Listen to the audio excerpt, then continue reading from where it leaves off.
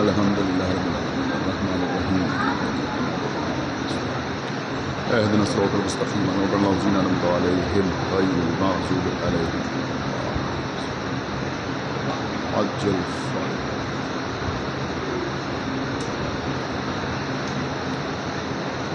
أعوذ بالله السميع العلي العظيم من الشيطان اللعين الرجيم بسم الله الرحمن الرحيم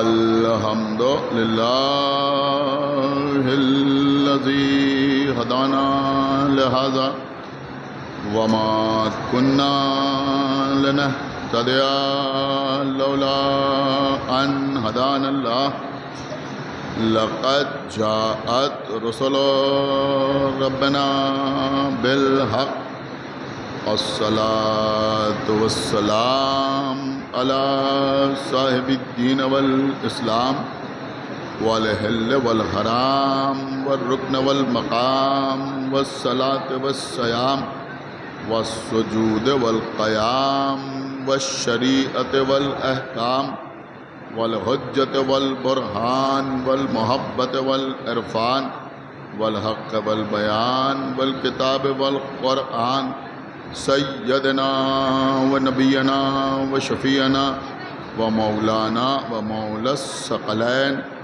جد الحسن والحسين أبي القاسم محمد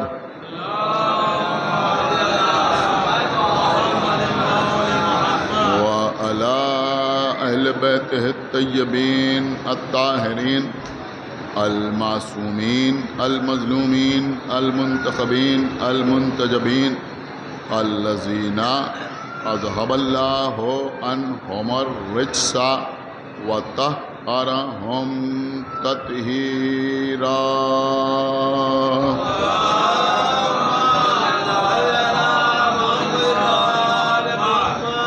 ولعنة الله على أعدائهم وقتلتهم وغاصبي حقوقهم ومنكري فضائلهم ومصائبهم أجمعين من الآن إلى يوم الدين اللهم عذبهم عذابا يستغيث منه أهل النار آمين رب العالمين أما بعد فقد قال الله سبحانه تبارك وتعالى في كتابه المجيد وفرقانه الحميد وقوله الحق بسم الله الرحمن الرحيم قل لا أسألكم عليه أجرا إلا المودة في القربى صلوات محمد.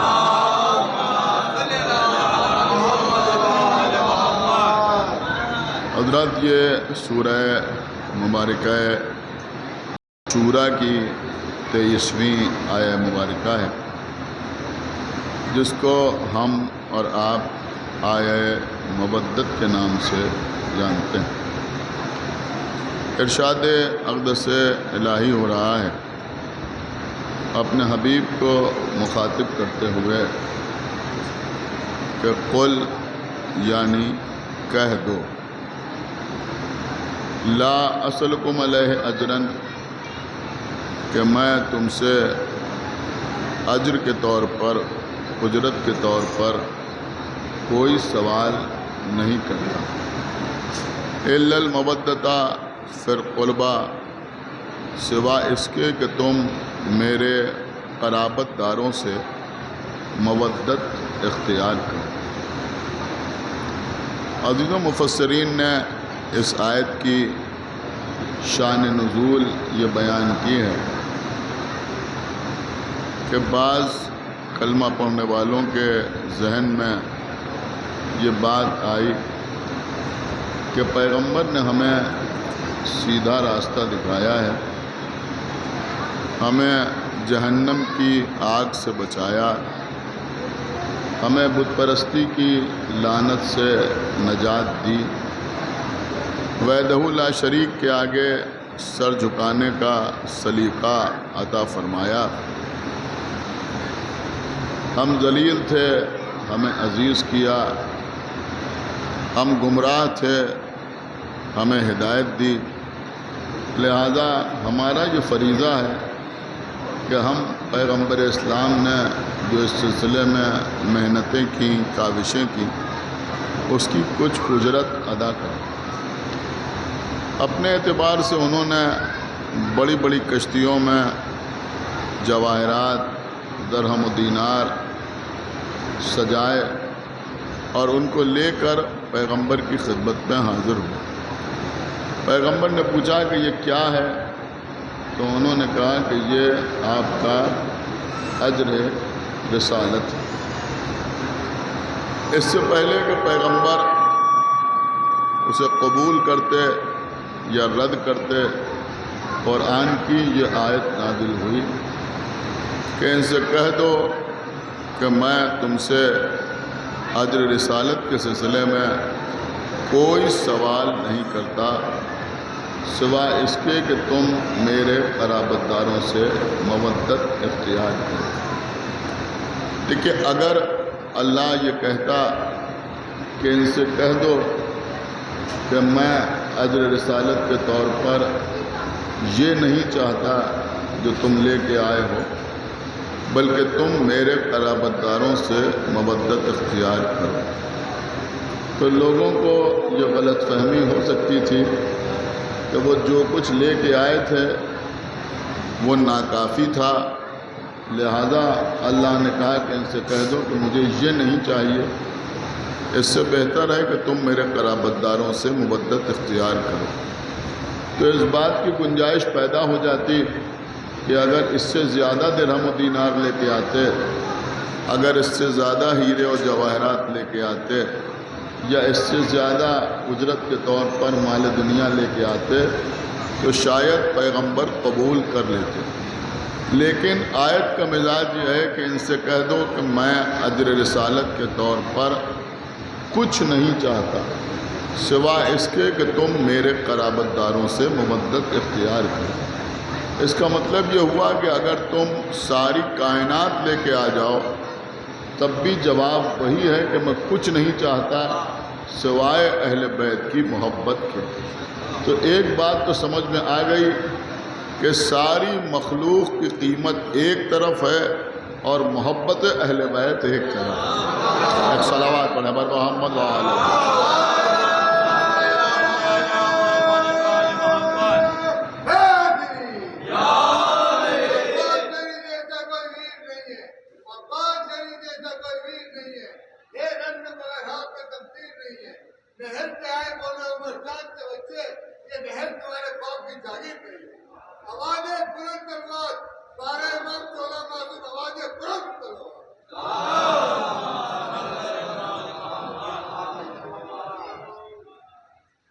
دیکھیے قبلہ، اس آیت کو پڑھنے کے بعد کسی بھی فرقے سے تعلق رکھنے والا مسلمان ہو، وہ شافعی ہو، مالکی ہو، حنبلی ہو، دیوبندی ہو، بریلوی ہو، صوفی ہو، اہل حدیث ہو، کسی بھی فرقے سے تعلق رکھنے والا مسلمان، وہ ماتم کرے یا نہ کرے، عزاداری کرے یا نہ کرے، علم کو بوسہ دے یا نہ دے، تبرک تقسیم کرے یا نہ کرے، گھر میں آقا حسین کی مجلس برپا کرے یا نہ کرے، لیکن ہر مسلمان کم سے کم اس بات کو ماننے اور کہنے کے لیے مجبور ہوتا ہے کہ اللہ نے اہل بیت کی محبت کو واجب قرار دیا ہے۔ کم سے کم یہ ہوتا ہے آیا محبت کی روشنی میں اللہ نے اہل بیت کی محبت کو واجب قرار دیا ہے۔ میں سمجھتا ہوں کہ آپ اللہ کا جتنا شکر ادا کریں اتنا کم، کہنے کو ہر مسلمان کہتا ہے کہ اللہ نے اہل بیت کی محبت واجب قرار دیا ہے، لیکن الحمدللہ ہم کو کسی دوسرے فرقے کے شخص یہ کہہ کر دعائی نہیں دینا پڑتی کہ ہم اہل بیت سے محبت کرتے ہیں، اس کے برعکس دوسرے ہمارے سامنے آتے ہیں تو وہ کہتے ہیں ہم بھی اہل بیت سے محبت کرتے ہیں، تو ہم سمجھتے ہیں کہ یہی کیا کم ہے کہ اہل بیت کی محبت سے ہم اس طرح سے وابستہ ہیں کہ محبت اہل بیت ہمارے وجود کی دلیل بن گئی ہے۔ ایک صلوات محمد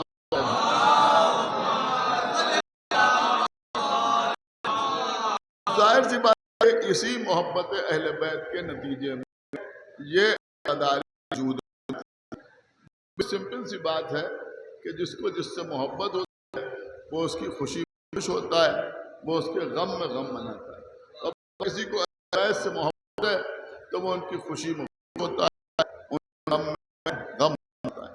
دیکھیے اس وقت کوئی مجھے فلانی نہیں کرنا ہے، ظاہر سی بات ہے کہ انجمن کی شب بیداری کی مجلس آپ حضرت انجمنوں سے بات کرنے کے تشریف لائے ہیں، لیکن جب تک جب تک میں آپ کے سامنے دو چار عرض کر دوں، لیکن باتیں بڑی خاص ہیں اور میں کوشش کرتا ہوں کہ ممبر کوئی ادھر ادھر کی بات نہ کی جائے، اس لیے کہ ممبر کا حق یہ ہے کہ اس پر صرف اور صرف فضائل مصائب اہل بیت بیان کیے جائیں۔ ایک صلوات محمد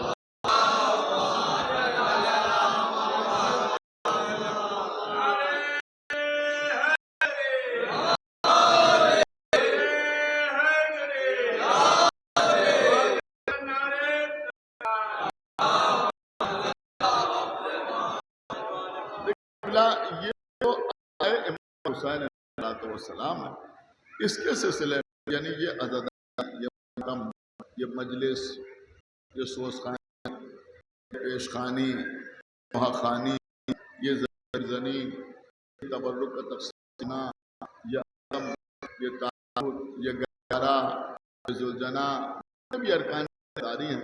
کیوں کہا جائے کہ کل عزاداری جو ہے، تو عزاداری کے سلسلے میں مختلف قسم کے سوالات ہوتے ہیں۔ ایک سب سے بڑا سوال یہ ہوتا ہے کہ عزاداری کی شرعی حیثیت کیا ہے۔ یہاں جتنے حضرات بیٹھے ہوئے ہیں ایک ایک جملے کے اوپر توجہ کریں۔ دیکھیں قبلہ، آپ اپنی زندگی میں جتنے امور انجام دیتے ہیں، جو بھی آپ کریں اپنی زندگی میں، جو کام بھی آپ کریں، جیسا کام بھی آپ کریں، وہ شرعی اعتبار سے 5 حالتوں سے خالی نہیں ہے۔ یعنی 5 حالتیں ہیں جن میں کوئی ایک مسئلہ ضرور ہوتا ہے، 5 حیثیتوں میں، یعنی شرعی حیثیتیں جو ہیں وہ 5 ہیں، ان میں کوئی ایک نہ ایک ضرور ہوتی ہے۔ اب وہ 5 حیثیتیں کیا ہیں؟ جو بھی کام آپ کرتے ہیں یا تو وہ واجب ہوتا ہے، کیا ہوتا ہے؟ واجب ہوتا ہے، یا وہ حرام ہوتا ہے، یا وہ مستحب ہوتا ہے، یا مکروہ ہوتا ہے، اور یا پھر مباح ہوتا ہے۔ یہ آپ کوشش کریں بچے کے یہ یاد ہو جائے کہ 5 حالتوں سے معاملہ خالی نہیں ہوتا۔ ہمارا ہر عمل، ہمارا ہر فعل یا تو واجب ہوتا ہے، یا حرام ہوتا ہے، یا مستحب ہوتا ہے، یا مکروہ ہوتا ہے، اور یا پھر مباح ہوتا ہے۔ اس کے علاوہ کوئی چھٹی صورت آپ ہمیں بتا نہیں سکتے کہ اس کے علاوہ چھٹی صورت یہ بھی ہے۔ اب میں وضاحت کر دوں آپ کی خدمت میں کہ واجب کس عمل کو کہتے ہیں؟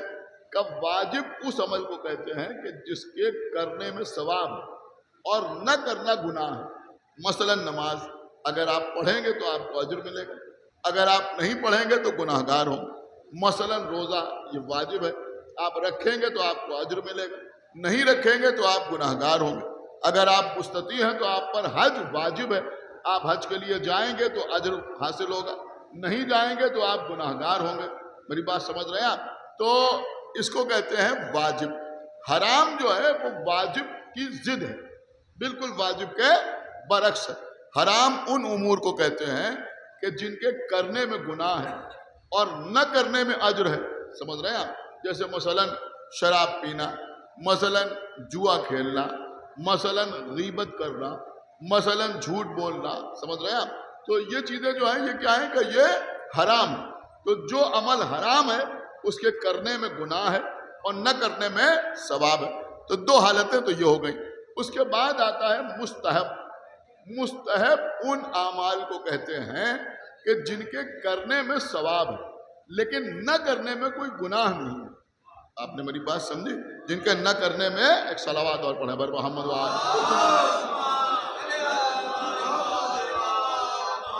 ان اعمال کو مستحب کہا جاتا ہے.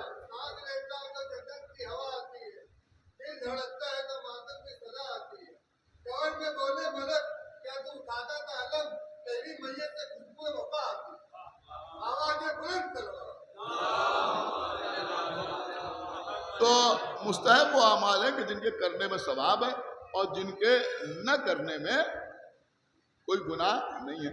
جیسے مثلا آپ نماز کے بعد تعقیبات پڑھتے ہیں. آپ میری بات سمجھ رہے ہیں؟ جیسے آپ نوافل پڑھتے ہیں، اگر آپ پڑھ لیتے ہیں تو آپ کو اجر ملتا ہے، ثواب ملتا ہے. لیکن اگر آپ مثلا مغرب کی نماز پڑھیں، عشاء کی نماز پڑھیں اور نوافل نہ پڑھیں، یہ جو تعقیبات آپ پڑھتے ہیں وہ نہ پڑھیں، تو آپ گناہ گار نہیں ہوتے. اس کو کہتے ہیں مستحب. ایک عمل ہوتا ہے مکروہ. مکروہ ان اعمال کو کہتے ہیں کہ جن کا کر لینے میں کوئی گناہ نہیں ہے. سمجھ رہے ہیں آپ؟ کر لینے میں کوئی گناہ نہیں ہے، لیکن اگر انہیں نہ انجام دیا جائے تو بہتر ہے. سمجھ رہے ہیں آپ؟ یعنی کہ اگر کر لیا جائے تو گناہ تو نہیں ہوتا، لیکن اگر اس سے پرہیز کیا جائے تو اللہ اس کا اجر عطا کرتا ہے. اس کو کہتے ہیں مکروہ. اب ان چاروں حالتوں کے علاوہ جتنے کام آپ کرتے ہیں وہ سب مباح کہلاتے ہیں.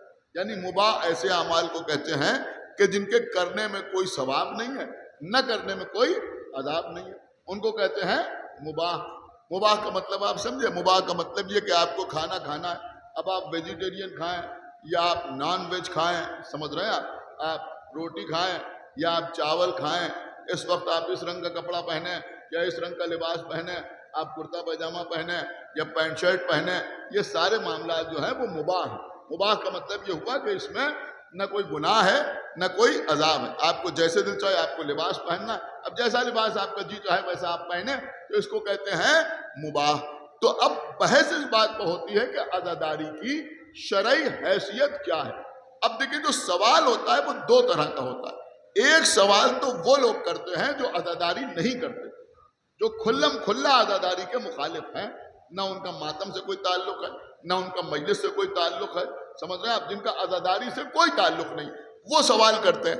ان کا سوال یہ ہوتا ہے کہ عزاداری جائز ہے یا ناجائز ہے. بہت توجہ آپ حضرات کی، جائز ہے یا ناجائز ہے، وہ اس بات پہ بحث کرتے ہیں. اس وقت مجھے وہ آپ کی خدمت میں نہیں عرض کرنا ہے، وہ آپ سنتے رہتے ہیں. اب ایک سوال ان لوگوں کی طرف سے ہوتا ہے کہ جو مجلس بھی کرتے ہیں، ماتم بھی کرتے ہیں، ان کے گھر میں ادا خانہ بھی ہے، وہ تبرک بھی تقسیم کرتے ہیں، مجالس پہ شرکت بھی کرتے ہیں، انجمن میں کھڑے ہو کے ماتم بھی کرتے ہیں، بہت توجہ، روتے بھی ہیں.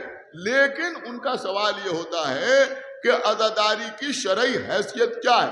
وہ یہ نہیں پوچھتے کہ جائز ہے یا ناجائز ہے، بلکہ وہ یہ پوچھتے ہیں کہ یہ عزاداری واجب ہے یا مستحب ہے. ایک صلوات پڑھیں بر محمد. یہ واجب ہے یا مستحب؟ میری بات آپ تک پہنچ رہی ہے نہیں پہنچ رہی؟ یہ عزاداری واجب ہے یا مستحب ہے؟ اب اس پہ کچھ لوگ کہتے ہیں عزاداری واجب ہے اور کچھ لوگ کہتے ہیں عزاداری مستحب ہے. میں بہت آسانی سے آپ کے سامنے یہ مسئلہ حل کرتا ہوں، اور میں سمجھتا ہوں کہ سمجھدار حضرات میرے سامنے بیٹھے ہوئے ہیں اور آپ اس بات کو سمجھیں گے ضرور. دیکھیے قبلہ، ہم نے مجلس شروع کی، سننا، ہم نے مجلس شروع کی. مجلس سے پہلے ہم نے کہا فاتحہ. جب ہم نے کہا فاتحہ تو آپ نے کیا کیا؟ کیا کیا؟ کہ آپ نے سورہ حمد پڑھا، اور سورہ حمد پڑھنے کے بعد اپنے دونوں ہاتھ اپنے چہرے پر پھیر لیے. آپ کو کچھ ثواب ملا یا نہیں ملا؟ اجر ملا یا نہیں ملا؟ کہ بے شک سورہ حمد پڑھنے کا اجر ملا، سورہ حمد پڑھنے کا ثواب ملا. لیکن میں آپ کی خدمت میں عرض کروں کہ اگر ہمارے فاتحہ کہنے پر کوئی سورہ حمد نہ پڑھے تو گناہ گار تو نہیں ہوگا؟ یا ہوگا؟ وہ گناہ گار نہیں ہوگا. ہم نے کہا فاتحہ، آپ غور کیجئے جو میں عرض کر رہا ہوں بھائی، ہم نے کہا فاتحہ تو ہم نے کہا ہے نا، کسی معصوم نے تو کہا نہیں ہے. ہم نے کہا فاتحہ، اب آپ پڑھیں یا نہ پڑھیں، اگر آپ نے پڑھا تو آپ کو اجر ملے گا، اگر آپ نہ پڑھیں تو آپ قطعی دیکھیے اتنی زیادہ وضاحت سے شاید کوئی نہ پڑھے، آپ کے اوپر کوئی گناہ نہیں ہوگا، کوئی عذاب نہیں ہوگا، اس لیے کہ ہم نے کہا ہے. تو عزیزوں اسے کہتے ہیں مستحب. بات سمجھے آپ؟ تو سورہ حمد کی تلاوت یہاں بیٹھ کر کیا ہے؟ کا مستحب. سورہ ہم پڑھنے کا جو ثواب بیان ہوا ہے اس کا دنیا میں کوئی احاطہ نہیں کر سکتا، کوئی شمار نہیں کر سکتا کہ کتنی نیکیاں لکھی جاتی ہیں ایک سورہ ہم پڑھنے پر۔ لیکن میری بات سمجھے جو میں عرض کر رہا ہوں، آپ لکھنؤ کے کسی عالم دین سے لے کر ایران یا عراق کے کسی بھی مرجع تقلید سے جا کے پوچھیں کہ سورہ حمد کی تلاوت کرنا واجب ہے یا مستحب ہے؟ ایک صلوات اور پڑھ دے بر محمد وآلہ۔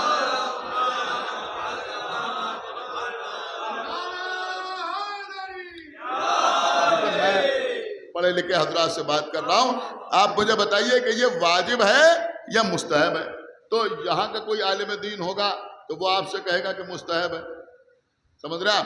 ایران میں آپ کو کوئی عالم مل جائے، اس سے پوچھئے سورہ ہم پڑھنا واجب ہے یا مستحب، تو وہ بھی کہے گا مستحب ہے۔ کسی مرجع تقلید کے عملیہ میں دیکھیے تو وہاں بھی ملے گا کہ مستحب ہے، تو اس کا مطلب یہ ہوا مستحب ہے۔ مستحب کسے کہتے ہیں؟ کہ جس کے پڑھنے میں ثواب ہو اور اگر عمل نہ کرے تو کوئی گناہ نہ ہو۔ اب اگر کوئی احمق قسم کا آدمی ہمارے سامنے آئے اب وہ یہ کہے کہ بھئی ہم نے تمام علماء سے پوچھا سورہ ہم کی تلاوت واجب ہے یا مستحب، تو انہوں نے جواب دیا کہ سورہ ہم کی تلاوت مستحب ہے، واجب نہیں ہے۔ تو جب واجب نہیں ہے تو بھی ہم نماز میں بھی کیوں پڑھیں؟ شاید آپ نے غور نہیں کیا میں کیا عرض کر گیا۔ میں کہا جب واجب ہی نہیں ہے تو پھر ہم نماز میں بھی کیوں پڑھیں؟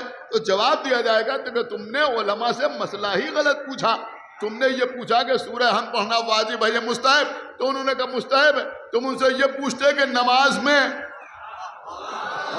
کیا سن رہا ہے آپ؟ تو تمہیں صحیح جواب ملتا کہ نماز میں سورہ ہم پڑھنا واجب ہے یا مستحب ہے۔ تو ایک سمجھ میں آئی یا نہیں کہ بھائی سورہ ہم پڑھنا تو مستحب ہے، لیکن اگر سورہ حمد کی تلاوت نماز کا جز بن جائے، غور نہیں کیا آپ نے، تو واجب ہو جائے۔ اس کا مطلب یہ ہوا کہ بھیا یہ نہ پوچھو کسی مولوی سے کہ سورہ حمد پڑھنا واجب ہے یا مستحب ہے، اس سے یہ پوچھو کہ نماز پڑھنا واجب ہے یا مستحب ہے۔ یہ پوچھو کہ نماز پڑھنا واجب ہے یا مستحب ہے۔ بس عزیزو یہی مسئلہ یہاں بھی ہے کہ کسی سے یہ نہ پوچھو کہ علم سجانا واجب ہے یا مستحب ہے، یہ نہ پوچھو کہ مجلس میں بیٹھنا واجب ہے یا مستحب ہے، ماتم کرنا واجب ہے یا مستحب ہے، مجلس منعقد کرنا واجب ہے یا مستحب ہے، شب داری کرنا واجب ہے یا مستحب ہے۔ اگر پوچھنا ہے تو یہ پوچھو کہ اہل بیت کی محبت واجب ہے یا مستحب ہے؟ ایک صلوات پڑھے بر محمد وآلہ محمد۔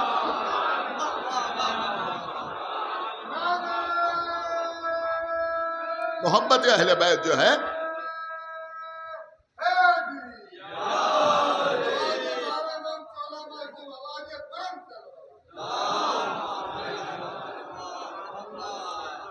یہ محبت اہل بیت واجب ہے یا مستحب ہے؟ تو ہر جگہ سے جواب ملے گا کہ بھئی محبت اہل بیت کم سے کم، میں عرض کر رہا ہوں ورنہ مسئلہ تو بہت دور تک جا رہا ہے، کم سے کم ہر آدمی یہ تو ایکسیپٹ کرے گا نا کہ اہل بیت کی محبت واجب ہے۔ اب آپ مجھے بتائیں کہ یہ جو شب داری ہو رہی ہے یہ کیوں ہو رہی ہے؟ یہ جو ماتم ہو رہا ہے یہ کیوں ہو رہا ہے؟ یہ جو مجلس ہو رہی ہے یہ کیوں ہو رہی ہے؟ کہ بھئی یہ اسی لیے تو ہو رہی ہے نا کہ ہمیں اہل بیت سے محبت ہے۔ تو اب سمجھ میں آیا کہ بھئی ماتم کی شرعی حیثیت کیا ہے۔ اگر یہ معلوم کرنا ہے تو پہلے یہ معلوم کرو کہ یہ ماتم محبت اہل بیت کا جز ہے یا نہیں۔ صلوات پڑھیں بر محمد وآلہ محمد۔ جز ہے نا بھئی، یہ محبت ہی میں تو شب داری ہو رہی ہے نا، محبت ہی کی وجہ سے تو مجلس ہو رہی ہے، محبت ہی کی وجہ سے تو علم سجایا جا رہا ہے، محبت ہی کی وجہ سے تو ماتم کیا جا رہا ہے۔ تو پتہ چلا کہ یہ چیزیں اگر محبت کا جز بن جائیں تو پھر ان کی حیثیت جو ہے وہ مستحب والی نہیں رہتی، پھر یہ چیزیں واجب ہوتی ہیں، اس لیے کہ ان سے اہل بیت کی محبت کا اندازہ ہوتا ہے۔ اس سے معلوم ہوتا ہے کہ کس کو اہل بیت اطہار سے کتنی محبت ہے۔ بس عزیزوں میں نے بات کو تمام کیا تو یہ مجلس، یہ ماتم، یہ عزائے امام حسین علیہ السلام یہ ثابت کر دیا۔ اب دوسری چیز میں آپ کی خدمت میں عرض کروں۔ دیکھیں عزیزوں اب یہ بہت طویل موضوع ہے، جتنی بھی عبادتیں ہم اور آپ انجام دیتے ہیں ان میں کچھ عبادتیں محدد کہلاتی ہیں، کچھ غیر محدد کہلاتی ہیں۔ کچھ عبادتیں ایسی ہیں کہ جہاں اللہ نے کیفیت میں تصرف فرمایا ہے، اور کچھ عبادتیں ایسی ہیں کہ جہاں اللہ نے کیفیت میں تصرف نہیں فرمایا ہے۔ جیسے مثلا نماز، تو نماز میں اللہ نے کیفیت میں تصرف فرمایا۔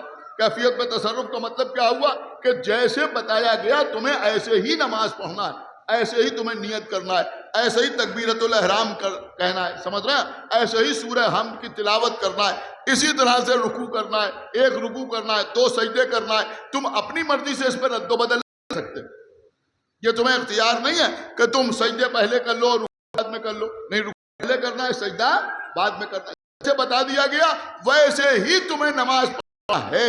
تو کیونکہ اللہ نے میں سمجھدار سمجھیں گے کہ اللہ نے نماز، روزہ، حج، زکات، ان چیزوں کی کیفیت تصرف فرمایا، لہذا محفوظ باتوں کو متصرف بنایا۔ اللہ اکبر، شاید غور ہی میں کیا عرض کر متصرف بنایا، ان کو متصرف بنایا، ان کو ان عبادت کے سلسلے میں حجت کر دیا۔ میری بات حجت قرار کا مطلب اب ہم نماز پڑھتے ہیں اور ہمارے ذہن میں سوال آئے، دیکھیے یہ چیزیں ایسی ہیں جن کو بہت ضروری ہے کہ دینیات تھوڑا سا دھیان دیجیے، بہت توجہ جوڑ کے آپ کی خدمت میں۔ اگر آپ نماز پڑھ رہے ہیں تو پیروں کے درمیان جگہ کتنی ہونا چاہیے؟ اگر اس سلسلے میں سوال ذہن میں آئے کہ پیر ملے ہوں یا پیروں کے درمیان جگہ ہو تو کتنی ہو، تو فیصلہ ایسے ہوگا کا فیصلہ ایسے ہوگا کہ ہمیں معصوم نماز کو دیکھنا پڑے گا کہ امام جعفر صادق نماز پڑھتے ہیں تو کیسے، امام محمد باقر نماز تو کیسے پڑھنا ہے، امام زین نماز پڑھ رہے ہیں تو کیسے پڑھنا ہے، تو ہمیں معصوم کی طرف دیکھنا پڑے گا۔ ہم قنوت پڑھیں تو ہمارے ہاتھ کہاں پہ ہوں؟ غور کر رہے ہیں آپ؟ ایک صلوات پڑھیں پر محمد و آل محمد۔ یہ سینے کے اوپر اس طرح سے قنوت پڑھا جائے یا اس طرح سے قنوت پڑھا جائے، آپ دیکھیں جماعت میں تو آپ ایک صلوات پڑھیں پر محمد و آل محمد، تو مختلف انداز سے لوگ پڑھتے ہوئے نظر آئیں گے۔ تو معصوم نے کیسے قنوت پڑھا، معصوم کے ہاتھ کہاں پہ تھے، تو پتہ چلا کہ معصوم نے اس طرح سے قنوت پڑھا کہ دونوں ہاتھ جو ہیں وہ بالکل دہن کے سامنے ہیں اور ساری انگلیاں جو ہیں ملی ہوئی ہیں اور انگوٹھے جو ہیں وہ کھلے ہوئے ہیں۔ تو اب اگر ہمیں قنوت پڑھنا ہے تو ہمیں دیکھنا پڑے گا کہ امام نے کیسے نماز پڑھی۔ کیوں نماز؟ اس لیے کہ اللہ نے یہاں کیفیت میں تصرف فرمایا، اور جب کیفیت میں تصرف فرمایا تو اللہ نے ان کو متصرف بنایا۔ دیکھیے چونکہ مجلس ریکارڈ ہو رہی ہے، داد ملے یا نہ ملے لیکن یہ میسج دوسروں تک پہنچ جائے، لہذا میں عرض کر رہا ہوں کہ عزاداری کے سلسلے میں اللہ نے کیفیت میں تصرف نہیں فرمایا۔ سمجھ رہے ہیں آپ؟ کیفیت میں تصرف نہیں فرمایا کہ صرف اس وقت پر مجلس ہوگی یا اس وقت پر ماتم ہوگا یا صرف 2 ماتم پڑھے جائیں گے یا 1 نوحہ پڑھا جائے گا یا 1 ہاتھ سے ماتم ہوگا یا دونوں ہاتھوں سے ماتم ہوگا۔ کیا سن رہے ہیں آپ؟ علم اتنی اونچائی کا ہوگا یا اتنا طویل علم ہوگا، ان چیزوں میں اللہ نے کیفیت میں تصرف نہیں فرمایا۔ تو جب اللہ نے کیفیت میں تصرف نہیں فرمایا، لیکن جملہ بڑے غضب کا ہے، جب اللہ نے کیفیت میں تصرف نہیں فرمایا تو کسی کو عزاداری کے کسی رکن کے سلسلے میں سے یہ پوچھنے کا نہیں ہے کسی امام نے گہوارہ سجایا یا نہیں سجایا، کیا سجایا، کسی امام نے علم اٹھایا یا نہیں اٹھایا، کسی امام نے زنجیر لگائی یا نہیں لگائی، کسی امام نے اس طرح سے تبرک بانٹا یا نہیں بانٹا۔ حالانکہ تمام باتوں کے ثبوت ہمارے علماء دیتے رہتے ہیں، لیکن میں دوسری بات عرض کر رہا ہوں کہ یہاں کسی کو پوچھنے کا حق ہی نہیں ہے، بلکہ اگر پوچھنا ہے تو یہ پوچھو کہ امام نے عزاداری کی یا نہیں کی۔ ایک صلوات پڑھا پر محمد و آل محمد، کیا نہیں؟ ایک صلوات اور پڑھ دے پر محمد و آل محمد۔ لیکن یہ کچھ لوگ آپ کو بہکاتے ہیں، خدا کے لیے ان کے بہکاوے میں نہ آئیے۔ انہوں نے کہا صاحب امام زین العابدین علیہ السلام سے لے کر غیبت کبریٰ تک ہمارے ائمہ نے جیسی عزاداری کی بس ہمیں ویسی عزاداری کرنا۔ اللہ اکبر! آپ کچھ غور کر رہے ہیں کیا کہنا چاہتے ہیں لوگ؟ امام کے زمانے میں جلوس نہیں نکلا، یہی کہنا چاہتے ہیں نا؟ نیت پہ تو یہی بات ہے نا؟ میری بات سمجھیے. امام کے زمانے میں شب داری ثابت کیجئے، یہی بتانا چاہتے ہیں نا؟ ارے بھیا پہلے یہ بھی تو دیکھو کہ امام زین العابدین علیہ الصلوۃ والسلام سے لے کر اور غیبت کبریٰ تک کیسے ظالم ترین بادشاہوں کا دور رہا. ایسا زمانہ، ایسا دور کہ جہاں کوئی مولا علی کا نام نہیں لے سکتا تھا، جہاں کوئی مولا علی کا نام نہیں لے سکتا تھا. اب آپ مجھے بتائیں اس دور میں آپ شب داری ڈھونڈ رہے ہیں. آپ شاید سمجھ نہیں رہا میں کیا عرض کر رہا ہوں. اس دور میں آپ شب داری ڈھونڈ رہے ہیں، اس دور میں آپ مسالمہ تلاش کر رہے ہیں، اس دور میں آپ جلوس علم تلاش کر رہے ہیں.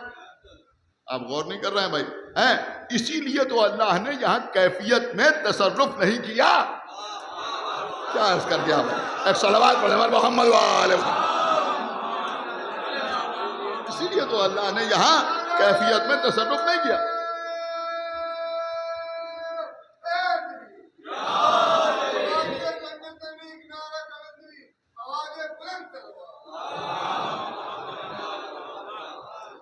اسی لیے اللہ نے کیفیت میں تصرف نہیں فرمایا. تو یہ ہے عزائے امام حسین علیہ الصلوۃ والسلام. اور عزیزوں آپ دنیا میں دیکھیں، میں سمجھتا ہوں کہ ہندوستان سے باہر جانے کی ضرورت نہیں ہے. کسی ہندوستان میں ایک شہر سے دوسرے شہر میں چلے جائیے تو آپ کو عزاداری کے مختلف رنگ دکھائی دیں گے، مختلف رنگ دکھائی دیں گے.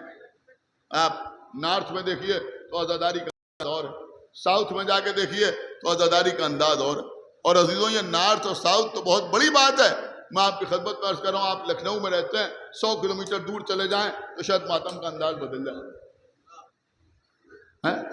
100 کلومیٹر دور چلے جائیں تو ماتم کا انداز بدل جائے. مختلف انجمنیں ہیں، ان کے ماتم کرنے کا انداز الگ الگ ہے.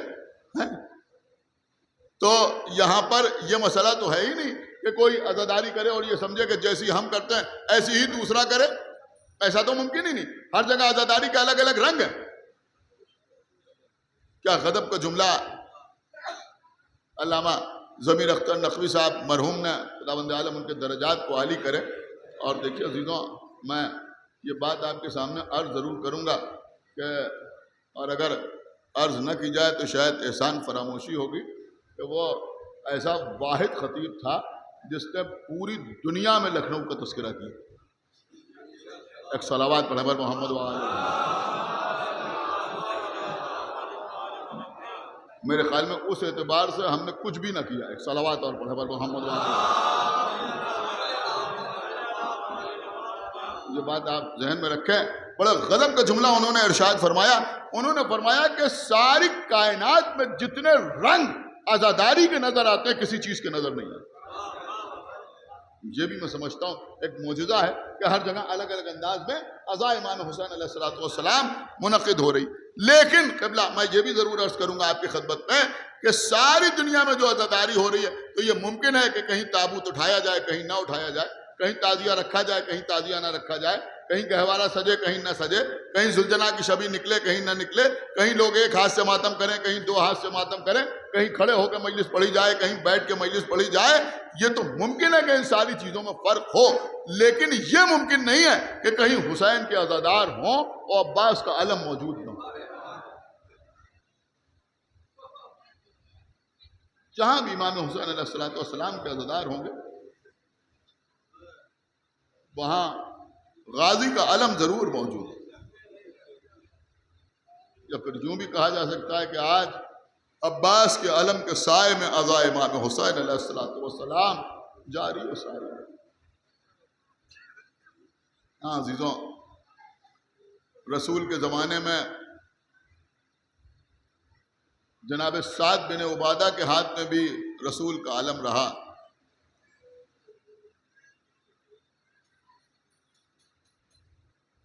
جناب زید بن حارثہ کے ہاتھ میں بھی رسول کا علم رہا. میں وہ نام لے رہا ہوں کہ جنہوں نے میدان سے فرار نہیں کیا. سمجھ رہے ہیں آپ؟ جناب عبداللہ ابن رفاہ کے ہاتھ میں بھی رسول کا علم رہا. جعفر طیار کے ہاتھ میں رسول کا علم ہے۔ ہاں ایک بات ضرور ہے، آپ پوری علم کی تاریخ پڑھیے تو آپ کو یہ ملے گا کہ رسول نے سعد بن عبادہ سے علم لے کے مولا علی کے حوالے کیا، فلاں صحابی سے علم لے کے مولا علی کے حوالے کیا۔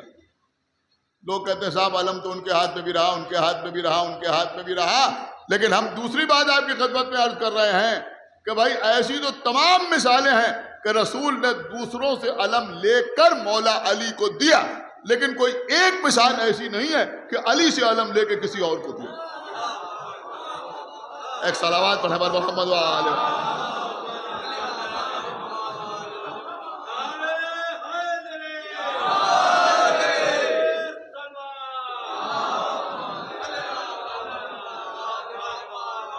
لیکن آج اگر علمدار کا لفظ زبان پر آتا ہے تو ذہن میں نہ جعفر طیار آتے ہیں، نہ زید بن حارثہ آتے ہیں، انتہا یہ ہے کہ مولا علی بھی ذہن میں نہیں آتے، ذہن میں صرف اور صرف آقا عباس کا نام ہے۔ عزیزوں کیسا علمدار کہ جس کے دونوں بازو قلم ہوں، مگر علم کو جھکنے نہ دیا۔ خدا آپ کو کسی غم میں نہ رلائے سوائے غم امام حسین علیہ السلام۔ عزیزوں آپ رو لیں اس لیے کہ یہی مقصد و معال مجلس ہے، اسی کے لیے مجلسیں منعقد کی جاتی ہیں، اسی کے لیے عزاداری کی جاتی ہے۔ عزیزوں علامہ نجم الحسن قراروی نے لکھا کہ جب یزید کے سامنے کربلا کا لوٹا ہوا سامان پیش کیا گیا تو اس پہ وہ علم بھی اس کے سامنے لایا گیا جو آقا عباس کے ہاتھوں میں تھے۔ عجیب چیز انہوں نے لکھی کہ جب یزید نے علم کو غور سے دیکھا تو وہ 3 بار کھڑا ہوا، 3 بار بیٹھا، اور بیٹھنے کے بعد اس نے کہا کہ یہ علم کس کے ہاتھ میں؟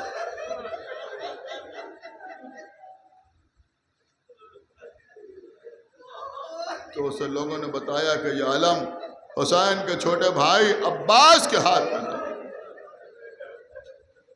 تو اس نے کہا کہ علمدار ہو تو ایسا۔ تو لوگوں نے پوچھا کہ یہ تو کیوں کہہ رہا ہے؟ تو اس نے کہا میں اس لیے کہہ رہا ہوں کہ میں نے علم کو دیکھا تو سارے علم کے اوپر تیروں کے نشان ہیں، جگہ جگہ سے علم چھلنی ہے، لیکن جس حصے کو علمدار اپنے دونوں ہاتھوں کو پکڑتا ہے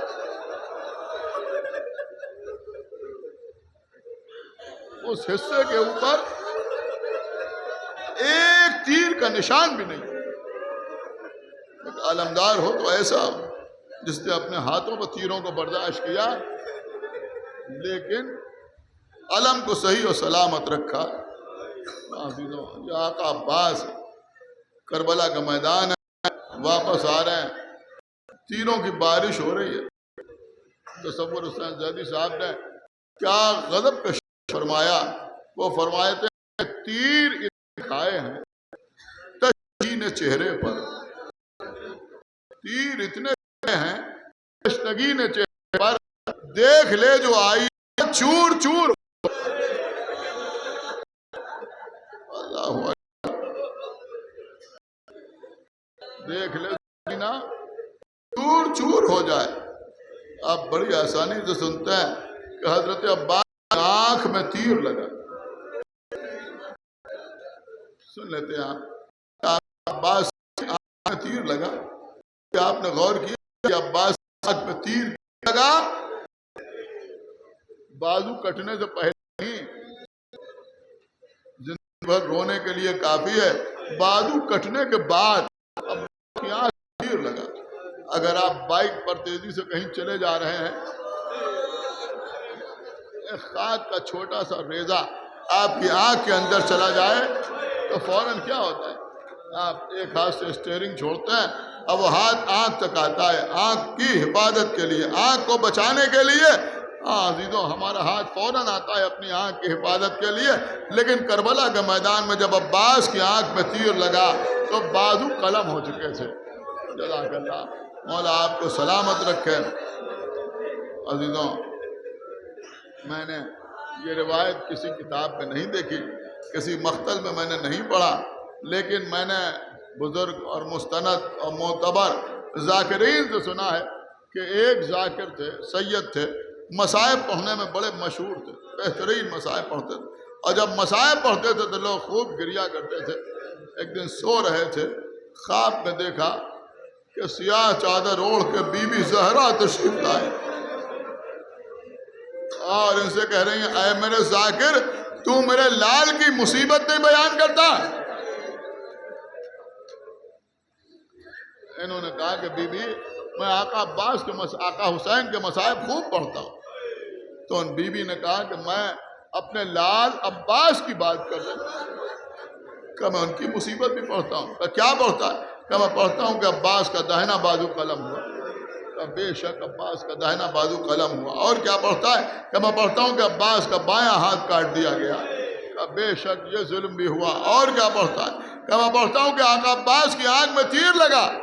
کہ بے شک ایسا ہوا۔ اور کیا پڑھتا ہے؟ انہوں نے کہا کہ میں یہ پڑھتا ہوں کہ آقا عباس جو مشکیزہ لیے ہوئے تھے اس پہ تیر لگا اور تیر عباس کے سینے میں در آیا۔ ایک طرف سے مشکیزے کا پانی بہ رہا تھا، دوسری طرف سے عباس کے سینے کا خون بہ رہا تھا۔ بی بی نے کہا بے شک ایسا ہوا۔ اور کیا پڑھتا ہے؟ اس نے کہا میں پڑھتا ہوں کہ عباس کے سر پر گرز لگا، سر دوبارہ ہو گیا۔ ایک مرتبہ بی بی نے اپنا سر پیٹ کے کہا کہ ارے سب کچھ پڑھتا ہے لیکن کیوں نہیں پڑھتا کہ جب کوئی گھوڑے سے زمین پر گرتا تھا تو اپنے ہاتھوں کا سہارا لیتا تھا، لیکن جب میرا لال عباس گھوڑے سے زمین پہ آیا بازو قلم ہو گئے تھے۔ ارے میں جنت کو چھوڑ کے آگوش آئے ہوئے آئی، میرے لال میں تجھے